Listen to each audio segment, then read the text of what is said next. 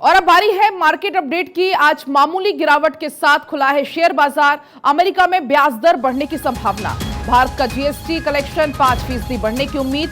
Dollar का rate 5% बढ़ने की आशंका। सोने का भाव 3 महीने में 10% बढ़ने की आशंका। तो बड़ी खबर आपको बता दें, यहां पर शेयर बाजार से जुड़ी हुई, शेयर मार्केट से जुड़ी हुई आज मामूली गिरावट के साथ खुला है शेयर बाजार। अमेरिका में ब्याज दर बढ़ने की संभावना है। भारत का जीएसटी कलेक्शन 5% बढ़ने की उम्मीद। डॉलर का रेट 5% बढ़ने की उम्मीद।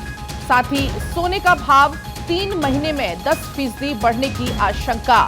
तो आज का शेयर बाजार कैसा होगा, एक्सपर्ट से भारत 24 पर आप निवेश के टिप्स समझिए। और चलिए, इस वक्त मेरे साथ अर्थशास्त्री हैं आकाश जिंदल जुड़ चुके हैं। बहुत बहुत स्वागत है आपका भारत 24 पर। धन्यवाद। बिल्कुल, आज मामूली गिरावट के साथ शेयर बाजार खुला है, क्या कुछ आप कहेंगे? देखिए, overall economy is I think increasing. If you talk about Indian economy, yes, as far as Indian economy is concerned, we are on a much stronger footing than if you compare us with global economy. But today the US economy is a weak economy. Initially it was Corona, after Corona it was Russia-Ukraine war, and post Russia-Ukraine war is still continuing. Now what we have seen is the issue with 3 US banks and issue with the European bank that had a severe impact on US economy. And what I apprehend is the expectation of my organization akashjindal.in is that perhaps there could be a 25 basis points more increment which is due. 25 basis point increment is still due as far as US interest rates are concerned. I don't give any stock specific views, but my feeling is that India is much better than all other economies. We are the fastest growing economy, and our GST collection also, in case you take the month of Diwali, I think by that time our GST collection is going to be close to 1.75 lakh crore. So I think in India, consumption and demand are picking up, and the consumption and demand which are picking up in India are definitely going to benefit Indian economy. So throughout this year, I think we are going to be the fastest growing economy. That's the expectation of my organization akashjindal.in, because consumption and demand are very much there. Yes, we also have been impacted by the global slowdown up to a certain extent, because we are supplying IT, BPO to US, to Europe. But overall, our domestic consumption is going to play a major role in Indian economy's growth. Now, we all know we are the country which has highest population, plus the number of youth in our country. That is also going to drive consumption as well as GDP growth, because ultimately the youth are going to add to GDP. बिल्कुल आकाश जी, अगर हम एकदम सरल शब्दों में अगर हम बात करें आज के निवेश को लेकर, तो क्या कुछ अगर आप टिप्स देना चाहें?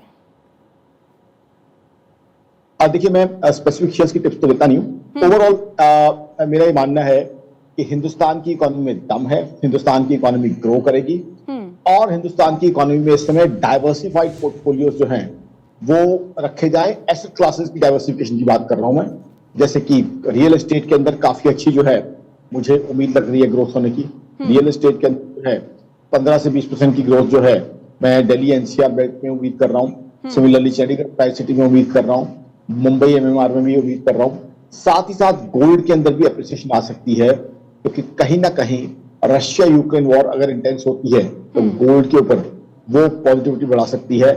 आने वाले समय में रेट ऑफ इंटरेस्ट यूएस में बढ़ने की आशंका है, तो डॉलर के भाव और भी मजबूत हो सकते हैं, क्योंकि हो सकता है जैसी रेट ऑफ इंटरेस्ट बढ़े तो बॉन्ड्स के अंदर पैसा यूएस मार्केट में इन्वेस्ट होने का इंटेंशन हो, तो यूएस मार्केट के अंदर ज्यादा इन्वेस्टमेंट हो बॉन्ड से, तो उसका मतलब क्या होगा कि ग्लोबल इन्वेस्टमेंट जो हिंदुस्तान में है या और जगह है वो यहाँ से फ्लाई आउट कर सकती है। तो हो सकता है कि आने वाले समय में डॉलर का रेट बढ़े, क्योंकि अगर ग्लोबल मनी यहाँ से निकलता है, जाहिर सी बात है डॉलर फ्लाई आउट करेगा, डॉलर का रेट बढ़ सकता है।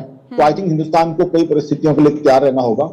But I think we are a much stronger economy.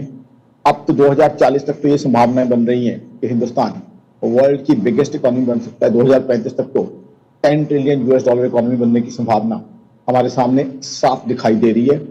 और इंडिया की ये जो यूथ है, जो परसेंटेज ऑफ यूथ जो इंडिया में कहीं ज्यादा है चाइना US के मुकाबले, वो हिंदुस्तान की ग्रोथ में काफी ऐड बिल्कुल। करने की तो क्षमता आकाश रखता है। जी, जिस काफी तरीके से अभी आपने जानकारी भी दी कि रियल एस्टेट में अच्छी संभावना आगे दिख रही है, साथ ही साथ सोने में भी आपका कहना है, गोल्ड में भी, कि अच्छे संभावनाएं दिख रही है, क्योंकि सोने का भाव भी 3 महीने में 10% बढ़ने की इस दौरान आशंका।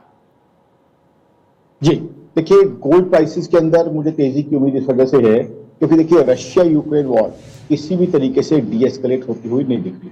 तो ऐसे में गोल्ड क्या है, सेफ हेवन एसेट माना जाता है ग्लोबली।